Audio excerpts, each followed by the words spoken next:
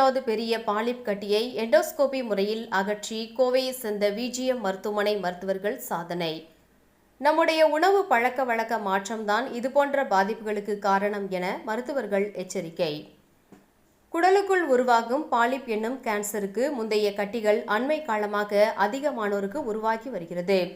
இந்நிலையில் கோவையை சேர்ந்த 29 வயதான இளம் பெண்ணின் பெருங்குடலில் உருவாகியிருந்த பெரிய அளவிலான பாலிப் கட்டியை கோவை சிங்காநல்லூர் அருகே உள்ள மருத்துவமனை மருத்துவர்கள் எண்டோஸ்கோபி முறையில் அகற்றி சாதனை புரிந்துள்ளனர். சுமார் 7 மணி நேர சிகிச்சைக்கு பின்னர் பெண்ணின் பெருங்குடல் பகுதியிலிருந்து 8 சென்டிமீட்டர் அளவிலான பாலிப் கட்டி அகற்றப்பட்டுள்ளது.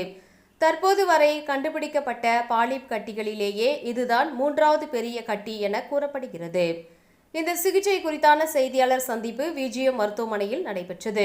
இதில் எண்டோஸ்கோபி மற்றும் அறுவை சிகிச்சை மருத்துவ குழுவினர் செய்தியாளர்களை சந்தித்தனர். அப்போது இந்த பாலிப் கட்டியின் அபாயம் குறித்தும் எண்டோஸ்கோபி சிகிச்சை குறித்தும் எடுத்துரைத்தனர்.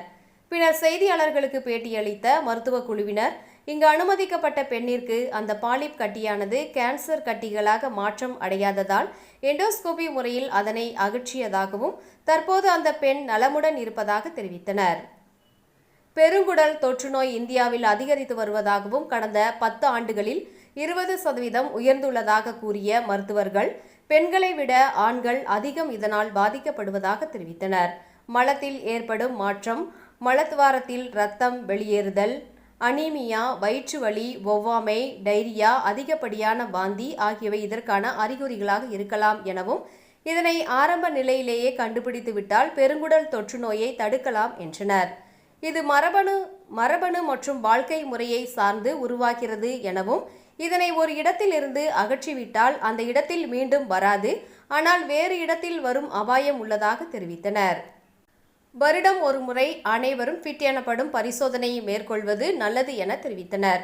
நம் அனைவரும் மேற்கத்திய உணவு முறைக்கு மாறியதும் அதிக அளவிலான கொழுப்புகள் நிறைந்த இறைச்சி உணவுகளை உட்கொள்வது போன்றவற்றாலும் உடற்பயிற்சி, யோகா, தியானம் ஆகியவை மேற்கொள்ளாமல் இருப்பதாலும் இதுபோன்ற பாதிப்புகள் ஏற்படுவதாக தெரிவித்தனர்.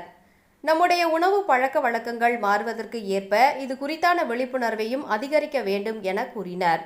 மேலும் பழைய சோறு, ஊற வைத்த தண்ணீர், வெந்தயம், நீர்மோர் குடித்தாலே பெருங்குடலில் நன்மை தரும் பாக்டீரியாக்கள் உருவாகிறது என்றும் அந்த பாக்டீரியா பெருங்குடலில் கேன்சரை தடுக்கும் என அமெரிக்கா பல்கலைக்கழக ஆய்வில் கண்டுபிடித்துள்ளதாகவும் கூறிய மருத்துவர்கள், நம்முடைய முன்னோர்கள் உட்கொண்ட உணவுகளை நாம் எடுத்துக்கொண்டாலே இது போன்ற பிரச்சனைகள் வராது என்று தெரிவித்தனர்.